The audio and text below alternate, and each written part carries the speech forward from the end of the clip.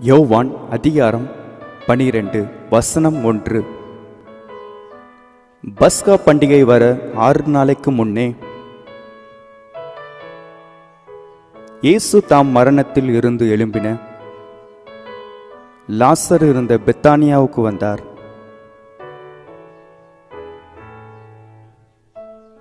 வசனம் 2. அங்கே அவருக்கு ராவிருந்து பண்ணினார்கள். மார்த்தாள் பணிவிடை செய்தால் லாசருவும் அவருடனே கூட பந்தியிருந்தவர்கள் ஒருவனாய் இருந்தான்.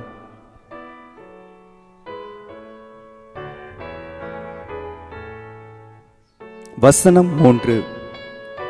அப்பொழுது மரியாள் வெளியேற பெற்ற களங்கமில்லாத நல்லதம் என்னும் தைலத்தில் ஒரு ராத்தல் கொண்டு வந்து அதை இயேசுவின் பாதங்களில் பூசி தன் தலைமயிரால் அவருடைய பாதங்களை துடைத்தாள். அந்த வீடு முழுவதும் தைலத்தின் பரிமளத்தினால் நிறைந்தது.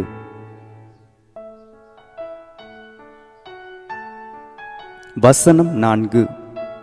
அப்பொழுது அவருடைய சீஷரில் ஒருவனும் அவரை காட்டி கொடுக்கப் போகிறவனுமாகிய சீமோனுடைய குமாரனான யூதாஸ் காரியோத். வசனம் 5. இந்த தைலத்தை 300 பணத்திற்கு விற்று தரித்திரருக்கு கொடாமல் போனதென்ன என்றான். வசனம் 6. அவன் தரித்திரரை குறித்து கவலைப்பட்டு இப்படி சொல்லாமல் அவன் திருடனானபடியினாலும் பணப்பையை வைத்துக்கொண்டு அதிலே போடப்பட்டதை சுமக்கிறவன் ஆனபடியினாலும் இப்படி சொன்னான். வசனம் 7. அப்பொழுது இயேசு இவளை விட்டுவிடு, என்னை அடக்கம் பண்ணும் நாளுக்காக இதை வைத்து இருந்தாள். வசனம் 8. தரித்திரர் எப்பொழுதும் உங்களிடத்தில் இருக்கிறார்கள், நான் எப்பொழுதும் உங்களிடத்தில் இரேன் என்றார்.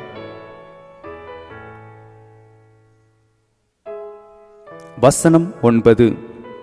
அப்பொழுது யூதரில் திரளான ஜனங்கள் அவர் அங்கே இருக்கிறதை அறிந்து இயேசுவின் நிமித்தமாக மாத்திரமல்ல, அவர் மரித்தோரில் இருந்து எழும்பின லாசருவை காணும்படியாகவும் வந்தார்கள்.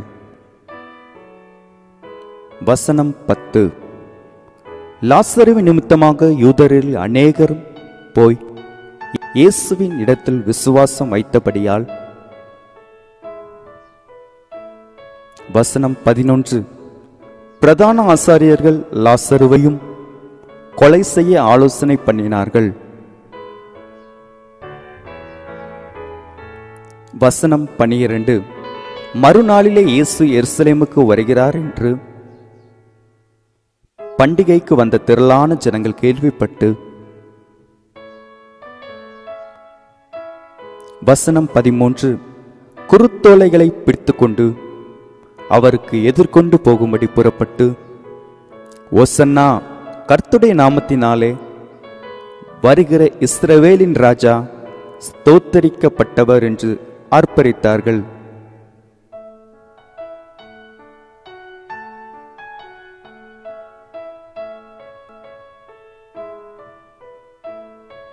வசனம் 14. அல்லாமலும் சீயோன் குமாரத்தியே, பயப்படாதே, உன் ராஜா கழுதை கொட்டியின் மேல் ஏறி வருகிறார் என்று எழுதியிருக்கிற பிரகாரமாக. வசனம் 15. இயேசு ஒரு கழுதை குட்டியை கண்டு அதன் மேல் ஏறி போனார். வசனம் 16. இவைகளை அவருடைய சீஷர்கள் துவக்கத்தில் அறியவில்லை. இயேசு மகிமையடைந்த பின்பு இப்படி அவரை குறித்து எழுதியிருக்கிறதையும் தாங்கள் இப்படி அவருக்கு செய்ததையும் நினைவு கூர்ந்தார்கள். வசனம் 17. அன்றியும் அவருடனே கூட இருந்த ஜனங்கள் அவர் லாசருவை கல்லறையிலிருந்து வெளியே வரவழைத்து அவனை உயிரோடே எழுப்பினார் என்று சாட்சி கொடுத்தார்கள்.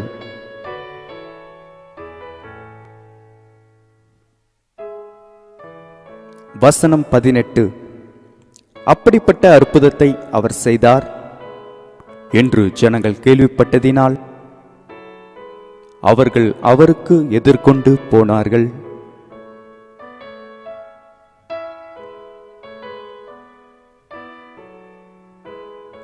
வசனம் 19. அப்பொழுது பரிசேயர் ஒருவரையொருவர் நோக்கி, நீங்கள் செய்கிறதெல்லாம் வீணென்று அறிகிறதில்லையா? இதோ உலகமே அவனுக்கு பின் சென்று போயிற்றே என்றார்கள்.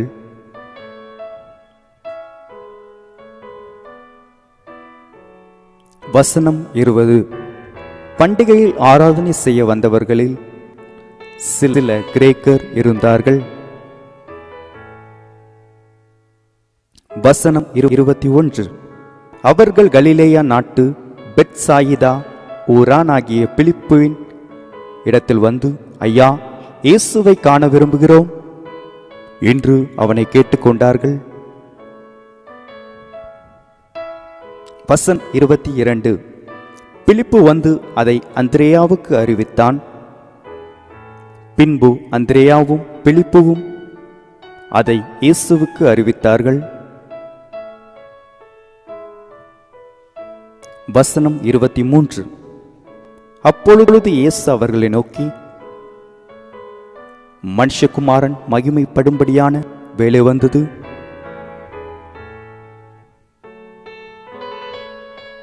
வசனம் 24. மெய்யாகவே மெய்யாகவே நான் உங்களுக்கு சொல்லுகிறேன், கோதுமை மணியானது நிலத்தில் விழுந்து சாகாவிட்டால் தனித்திருக்கும், செத்ததையாகில் மிகுந்த பலனை கொடுக்கும். வசனம் 25. தன் ஜீவனை சிநேகிக்கிறவன் அதை இழந்து போவான். இந்த உலகத்தில் தன் ஜீவனை வெறுக்கிறவனோ அவன் அதை நித்திய ஜீவ காலமாய் காத்து கொள்ளுவான்.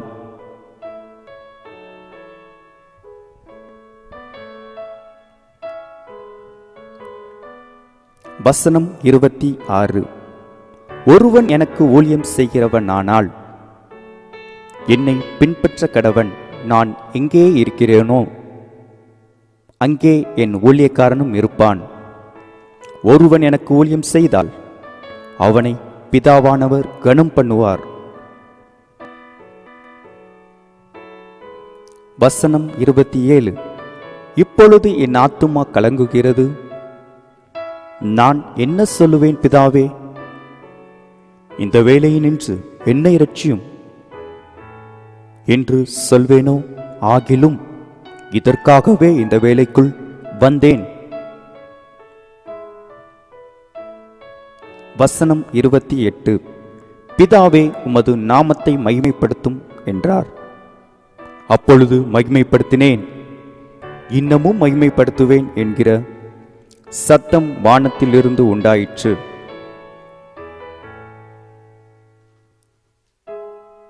வசனம் 29. அங்கே நின்று கொண்டிருந்து அதை கேட்ட ஜனங்கள், இடிமுழக்கம் உண்டாயிற்று என்றார்கள். வேறு சிலர், தேவதூதன் அவருடனே பேசினான் என்றார்கள். வசனம் 30. இயேசு அவர்களை நோக்கி, இந்த சத்தம் என் நிமித்தம் உண்டாகாமல் உங்கள் நிமித்தமே உண்டாயிற்று.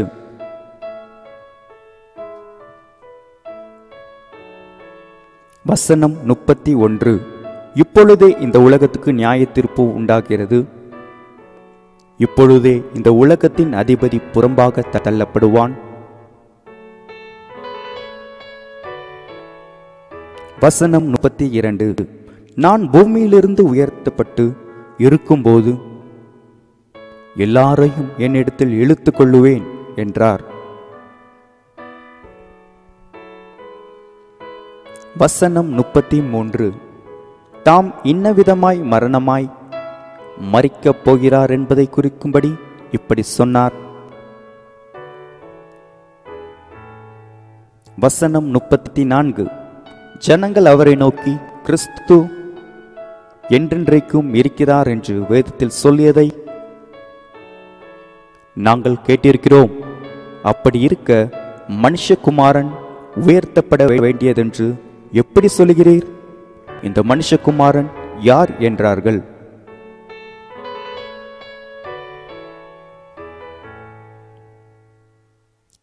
வசனம் 35. அதற்கு இயேசு, இன்னும் கொஞ்ச காலம் ஒளி உங்களிடத்தில் இருக்கும். இருளில் நீங்கள் அகப்படாதபடிக்கு ஒளி உங்களோடு இருக்கையில் நடவுங்கள். இருளில் நடக்கிறவன் தான் போகிற இடம் இன்னதென்று அறியான்.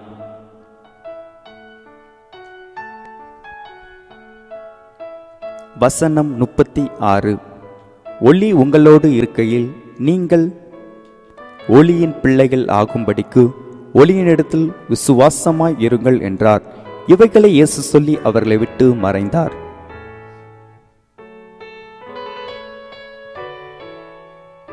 வசனம் 37. அவர் இத்தனை அற்புதங்களை அவர்களுக்கு முன்பாக செய்திருந்தும் அவர்கள் அவரை விசுவாசிக்கவில்லை. வசனம் 38.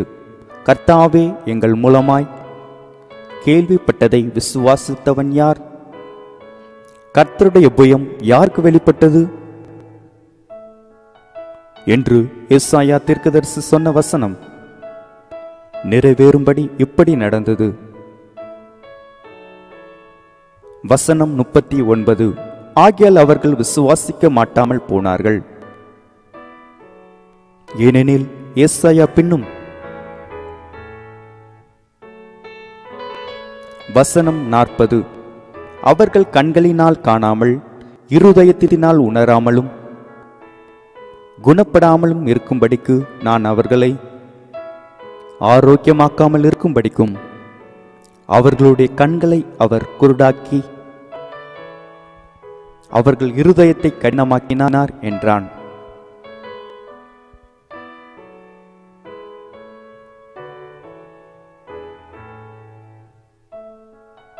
வசனம் 41.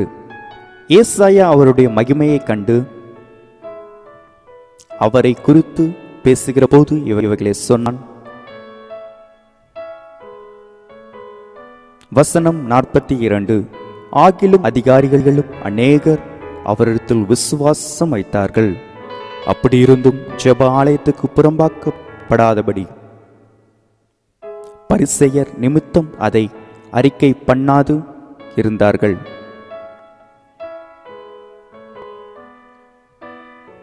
வசனம் 43. அவர்கள் தேவனால் வருகிற மகிமையிலும் மனுஷரால் வருகிற மகிமையை அதிகமாக விரும்பினார்கள். வசனம் 44. அப்பொழுது இயேசு சத்தமிட்டு, என்னிடத்தில் விசுவாசமாய் இருக்கிறவன் என்னிடத்தில் அல்ல, என்னை அனுப்பினவர் இடத்தில் விசுவாசமாய் இருக்கிறான். வசனம் 45. என்னை காண்கிறவன் என்னை அனுப்பினவரை காண்கிறான். வசனம் 46. என்னிடத்தில் விசுவாசமாய் இருக்கிறவன் எவனிலும் இருளில் இராதபடிக்கு நான் உலகத்தின் ஒளியாக வந்தேன். வசனம் 47. ஒருவன் என் வார்த்தைகளை கேட்டும் விசுவாசியாமற் போனால் அவனை நான் நியாய தீர்ப்பதில்லை. நான் உலகத்தை நியாயம் தீர்க்க வராமல் உலகத்தை இரட்சிக்க வந்தேன். வசனம் 48. என்னை தள்ளி என் வார்த்தைகளை ஏற்றுக்கொள்ளாதவனை நியாயத்திற்கிறது நான் சொன்ன வசனமே அவனை கடைசி நாளில் நியாயத்திற்கும்.